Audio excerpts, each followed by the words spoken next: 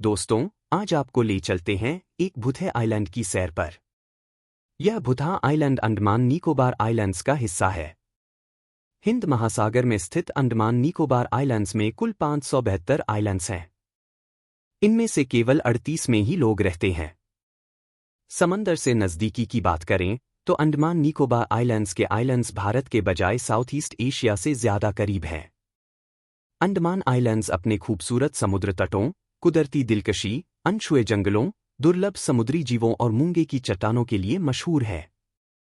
इस खूबसूरती के पर्दे के पीछे छुपा है अंडमान का काला इतिहास।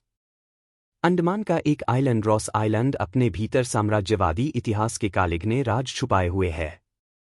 यहाँ पर 19वीं सदी के ब्रिटिश राज के खंडहर इस आइलैंड और हिंदुस्तान के एक काले अध्याय के गवाह के तौर पर मौजूद हैं।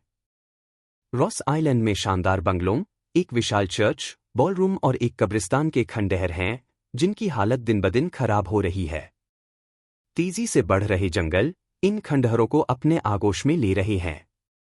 1857 में भारत की आज़ादी के पहले संग्राम के बाद ब्रिटिश साम्राज्य ने बागियों को अंडमान के सुदूर आइलैंड्स पर लाकर कैद रखने की योजना बनाई। 1858 में 200 बागियों को लेकर एक जहाज अंडमान पहुंचा। उस वक्त सारे के सारे आइलैंड्स घने जंगलों से आबाद थे। इंसान के लिए वहां रहना मुश्किल था। महज 0.3 वर्ग किलोमीटर के इलाके वाला रॉस आइलैंड इन कैदियों को रखने के लिए चुना गया पहला आइलैंड था। इसकी वजह ये थी कि यहाँ पर पीने का पानी मौजूद था। लेकिन इस आइलैंड के जंगलों को साफ करके इंसानों के रहने लायक बनाने की जिम्मेदारी उन्हीं कैदियों के कंधों पर आई। इस दौरान ब्रिटिश अधिकारी जहाज पर ही रह रहे थे। धीरे धीरे अंग्रेजों ने अंडमान में और पॉलिटिकल प्रिजनर्स को लाकर रखना शुरू कर दिया और जेल्स और बैरक्स बनाने की जरूरत पड़ी। इसके बाद ब्रिटिश अधिकारियों ने रॉस आइलैंड को अंडमान का प्रशासनिक मुख्यालय बनाने की ठानी। बड़े अफसरों और उनके परिवारों के रहने के लिए रॉस आइलैंड को काफी विकसित किया गया। अंडमान आइलैंड्स पर बहुत सारी बीमारियां फैलती रही थीं।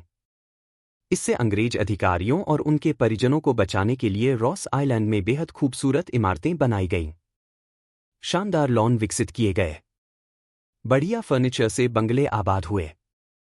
टेनिस कोर्ट्स भी बनाए गए। बाद में यहां एक चर्च और पानी साफ करने का प्लांट भी बनाया गया। इसके अलावा रॉस आइलैंड पर सेना के बैरक्स और एक हॉस्पिटल भी बनाया गया। बाद में डीजल जनरेटर वाला एक पावर हाउस भी यहां बनाया गया ताकि यहां आबाद लोगों के लिए रोशनी का इंतजाम हो सके। इन सुविधाओं की वजह से रॉस आइलैंड चारों तरफ बिखरे तबाही के मंजर के बीच चमकता सितारा बन गया। लेकिन 1942 तक रॉस आइलैंड सुनसान हो चला था, क्योंकि सियासी वजहों से अंग्रेजों को 1938 में सभी पॉलिटिकल प्रिजनर्स को अंडमान से रिहा करना पड़ा था। फिर दूसरे वर्ल्ड वॉर के दौरान जापान के हमले की आशंका के चलते अंग्रेज यहां से भाग खड़े हुए। हालांकि युद्ध के खात्मे तक मित्र सेनाओं ने अंडमान निकोबार आइलैंड्स पर फिर से कब्जा कर लिया था। जब 1947 में भारत आज़ाद हुआ तो अंडमान निकोबार आइलैंड्स भी इसका हिस्सा बने। इसके बाद लंबे वक्त तक रॉस आइलैंड को उसके हाल पर ही छोड़ दिया गया। 1979 में एक बार फिर भारतीय नेवी ने इस आइलैंड पर कब्जा कर लिया। रॉस आइलैंड के अनछुए खंडहर इसके काले और घिनौने इतिहास की गवाह है। उसकी झलक दिखाते हैं। यहाँ के बाजार अब वीरान हैं। बहुतेरी इमारतों की नुकीली छतें ढह चुकी हैं। कांच की खिड़कियां चूर-चूर हो चुकी हैं। बिना छतों वाले बंगलों के खंडहरों के कंकाल उन बुजुर्गों की तरह लगते हैं जो अपने गुजरे हुए अतीत की कहानी सुनाने को बेताब हैं, मगर कोई सुनने वाला नहीं।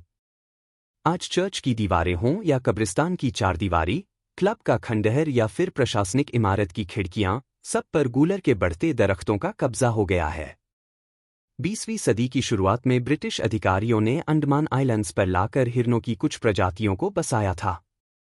इन्हें आइलैंड पर लाने का मकसद था शिकार के खेल के लिए जानवर मुहैया कराना। लेकिन हिरणों को खाने वाले जानवर न होने से इनकी आबादी बेतहाशा बढ़ गई।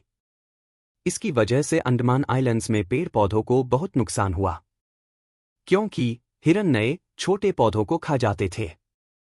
आज ये हिरन, खरगोश और मोर ही रॉस आइलैंड के बाशिंदे हैं। यहाँ आने वाले टूरिस्ट्स के लिए ये जानवर दिलकश नज़ारे पेश करते हैं। जूनियर अफसरों का दिल बहलाने के लिए बनाए गए सबॉर्डिनेट क्लब का लकड़ी का फर्श अभी भी काफी हद तक बचा हुआ है।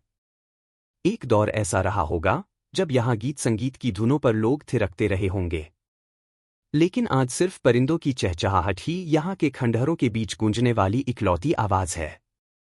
अंडमान में काले पानी की सजा वाली जेल को बंद हुए 8 दशक से ज्यादा वक्त बीत चुका है।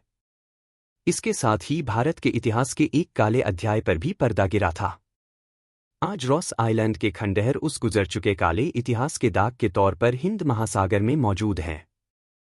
ये हमें उस भविष्य की दिखलाते हैं जब इंसानी सभ्यता का खात्मा हो जाएगा और कुदरत उन इलाकों पर दोबारा अपना हक जमाएगी जो कभी मानवता के लिए अहम ठिकाने थे। तो आज हमने Andaman Nicobar islands dark secret के बारे में जाना। अगर आपको यह वीडियो पसंद आया हो तो हमारे चैनल थ्योरी ब्रेकर को लाइक, कमेंट, शेयर और सब्सक्राइब करें।